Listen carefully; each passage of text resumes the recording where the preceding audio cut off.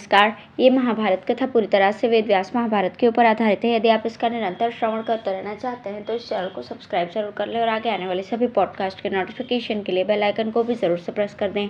अब हम सुनेंगे इंद्रादि देवताओं की प्रार्थना से ब्रह्मा और शिव जी का अर्जुन की विजय घोषित करना तथा कर्ण का शल्य से और अर्जुन का श्री कृष्ण से वार्तालाप।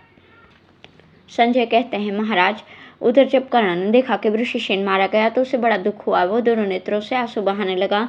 फिर क्रोध से लाल आंखें किए कर्ण अर्जुन को युद्ध के लिए ललकारता हुआ आगे बढ़ा। उस समय त्रिभुवन पर विजय पाने के लिए उद्यत हुए इंद्र और बाली की भांति उन दोनों वीरों को एक दूसरे के साथ भिड़ने के लिए तैयार देखकर संपूर्ण प्राणियों को आश्चर्य होने लगा। कौरव और पांडव दोनों दलों के लोग शंख और भेरी बजाने लगे। शूरवीर अपनी भुजाएं ठोकने और सिंहनाद करने लगे। उन सबकी तुमुल आवाज चारों ओर गूंजने लगी। वे दोनों वीर जब एक दूसरे का सामना करने के लिए दौड़े उस समय यमराज और काल के समान प्रतीत होते थे तथा इंद्र एवं वृत्रासुर के समान क्रोध में भरे हुए थे।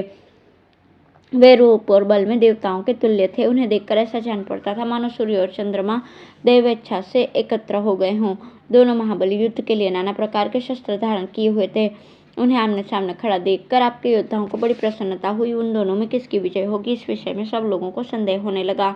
महाराज, कर्ण और अर्जुन का युद्ध देखने के लिए देवता, दानव, गंधर्व, नाग, यक्ष, पक्षी, वेदवेत्ता, महर्षि, श्रद्धभोजी, पितर तथा तप, विद्या एवं औषधियों से अधिष्ठाता देवता नाना प्रकार के रूप धारण किए अंतरिक्ष में खड़े थे।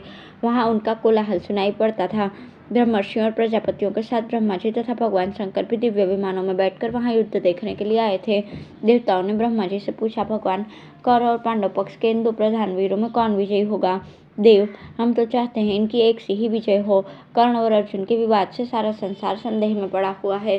प्रभु, आप सच्ची बात बताइए, इनमें से विजय किसकी होगी? ये प्रश्न सुनकर इंद्र ने देवाधिदेव पितामह को प्रणाम किया और कहा, भगवान, आप पहले बता चुके हैं कि श्री कृष्ण और अर्जुन की ही विजय निश्चित है।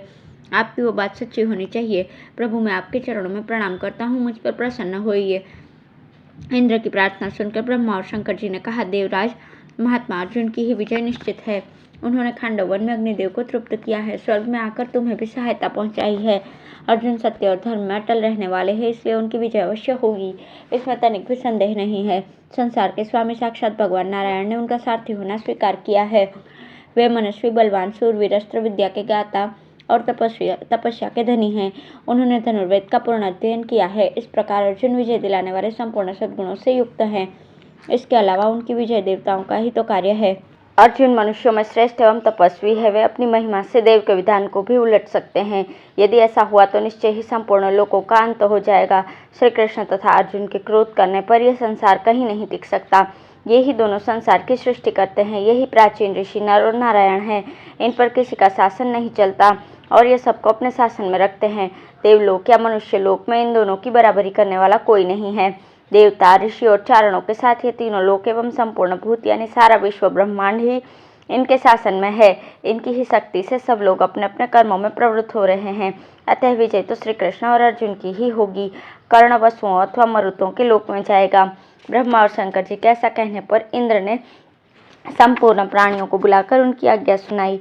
वे बोले, हमारे पूज्य प्रभुओं ने संसार के हित के लिए जो कुछ कहा है उसे तुम लोगों ने सुना ही होगा। वो वैसा ही होगा, उसके विपरीत होना असंभव है। अतः अब निश्चिंत हो जाओ। इंद्र की बात सुनकर समस्त प्राणी विस्मित हो गए और हर्ष में भरकर श्री कृष्ण और अर्जुन की प्रशंसा करते हुए उन पर सुगंधित फूलों की वर्षा करने लगे। देवता लोग कई तरह के दिव्य बाजे बजाने लगे। तत्पश्चात श्री कृष्ण और अर्जुन ने तथा शल्य और कर्ण ने अलग अलग अपने अपने शंख बजाए। उस समय उन दोनों में कायरों को डराने वाला युद्ध आरंभ हुआ। दोनों के रथों पर निर्मल ध्वजाएं शोभा पा रही थी। कर्ण की ध्वजा का डंडा रत्न का बना हुआ था, उस पर हाथी की सांकल का चिन्ह था। अर्जुन की ध्वजा पर एक श्रेष्ठ वानर बैठा था जो यमराज के समान मुंह बाए रहता था। वो अपनी दाढ़ों से सबको डराया करता था। उसकी ओर देखना भी कठिन था। भगवान श्री कृष्ण ने शल्य की ओर आंख की त्योरी करके कहा, मानो उसे नेत्र रूपी बाणों से बींध ही रहे हों। शल्य ने भी उनकी ओर इसी तरह दृष्टि डाली, किंतु उसमें विजय श्री कृष्ण की ही हुई।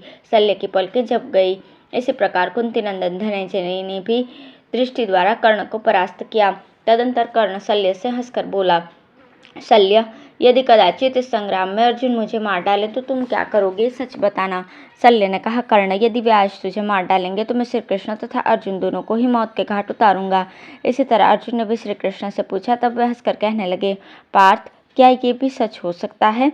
कदाचित सूर्य अपने स्थान से गिर जाए, समुद्र सूख जाए और आग अपना उष्ण स्वभाव छोड़कर शीतलता स्वीकार कर ले। ये सभी बातें संभव हो जाएं, किंतु कर्ण तुम्हें मार डाले, ये कदापि संभव नहीं है। यदि किसी तरह ऐसा हो जाए तो संसार उलट जाएगा। मैं अपनी भुजाओं से ही कर्ण तथा शल्य को मसल दूंगा।